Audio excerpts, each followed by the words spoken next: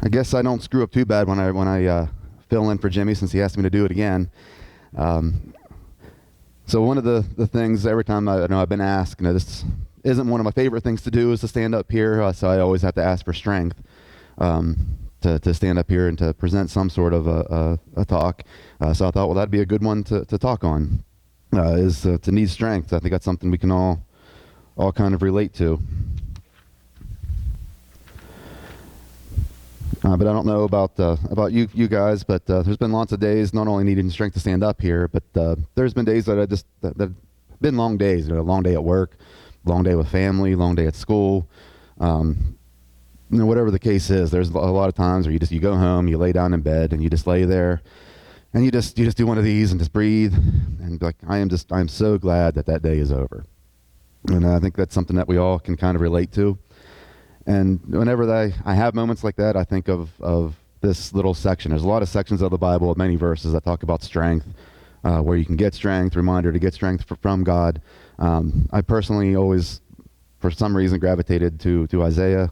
Verse 31 is actually hanging on my living room. There was a picture of an eagle in a mountain with verse 31 written on it, so I see it every day, and just to be reminded of the strength that I personally need to pull from God. But just as we read through this, let's kind of talk a little bit about each section. But it starts out with just a reminder. It's kind of a rhetorical question in a way, I guess. But have you not known? Have you not heard? Just a reminder. We should all remember. God created us. God created the world that we're in. He created everything that we see. So it's just a reminder for us. Kind of just don't you know who God is? He made everything. Then it's also a question that we can share with others. Have you not known? Have you not heard? And if they say no, well, there's a perfect end. Let me tell you all about our Creator. So it's just kind of as a short way to, just when you're thinking you're feeling so weak, it's just like, don't you remember who God is? He created me. He created you. He created everything that we see. It says he does not grow faint or grow weary. His understanding is unsearchable. So he created everything, and he has limitless strength. He can do whatever he chooses to do whenever he chooses to do it, and doesn't really get tired. So it's just something to remember about our God that we serve, is that he doesn't have an end to his strength like we do. And as you go into verse 29, he gives power to the faint, and to him who has no might, he increases strength.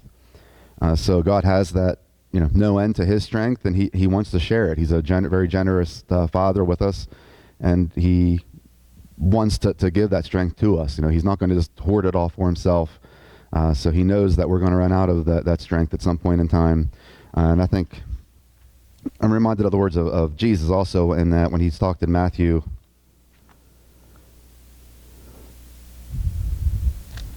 chapter 11, starting in verse 28, when he says, "Come to me, all you who are weary and burdened, and I will give you rest.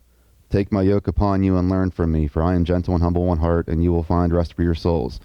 For my yoke is easy and my burden is light." And I think Jesus had, this verse in mind, or potentially had this verse in mind when he was talking about that, because his burden is light. He doesn't have an end to his strength. He can handle it.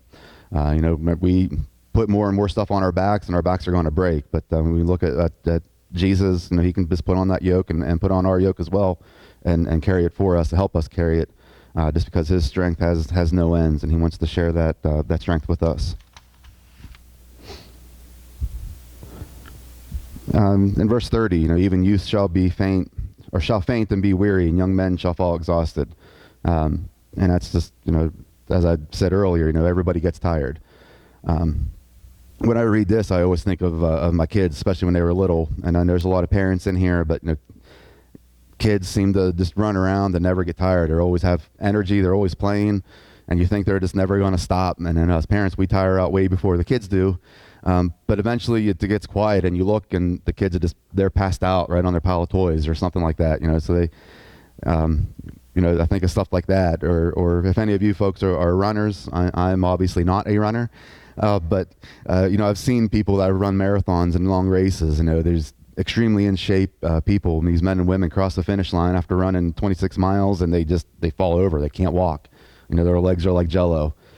So it doesn't matter how young you are, how in shape you are, how how strong you are, you're going to get tired. There's a limit somewhere in there, and probably everybody in here has experienced where that limit is for you.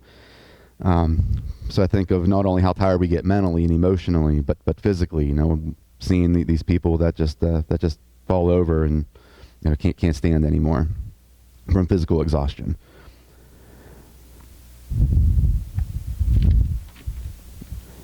Then you get to verse 31, it's talked about, how God wants to share that limitless strength with us. He doesn't have an end to his strength, and he wants to share it with us, but there is a condition, but those who wait for the Lord shall renew their strength. That just first section, he's not just going to give it to everybody. He's not stingy with it where he's going to hoard it all to himself, but he's stingy with it where you have to put your faith in him, put your hope in him, and wait for what the Lord wants you to do, which is sometimes the hardest part. Knowing what it is that he wants us to do and where we should put our strength. But as long as we put our hope in him, he's going to share that strength with us. And then there goes into that metaphor, they shall mount up with wings like eagles. And just the symbol of an eagle, the metaphor of an eagle as a bird. It's a big bird, large bird. It's very powerful, soars high up over everything. It seems like it's out of the reach of danger and just is looking over everything below it.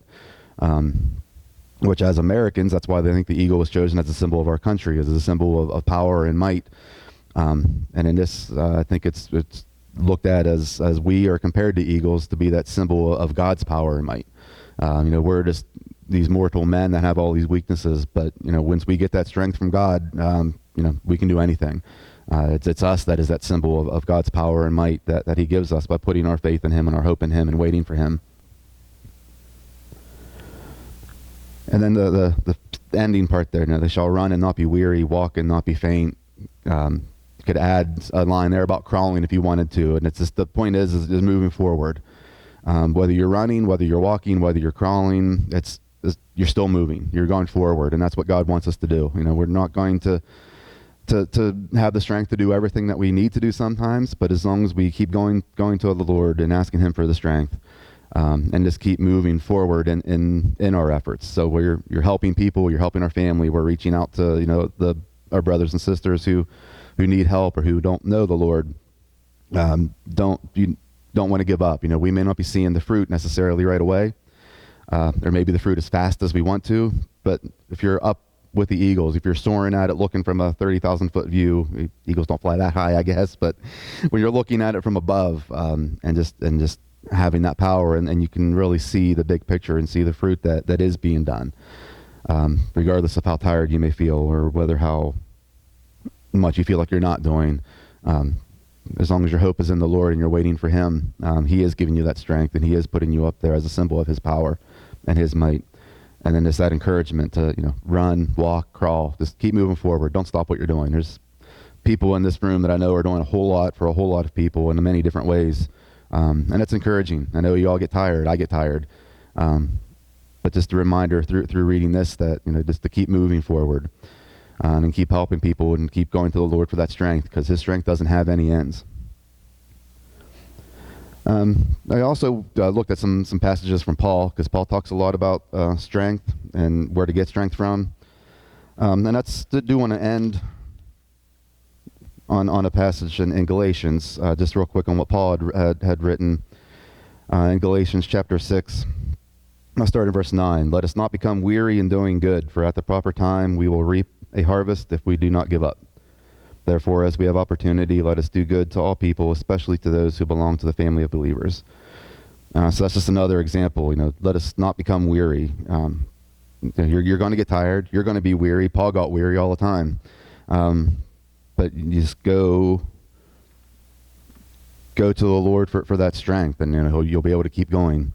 And that's my encouragement. Here this morning is just to encourage you to don't quit what you're doing. Just keep going. Get that strength that you need from the Lord.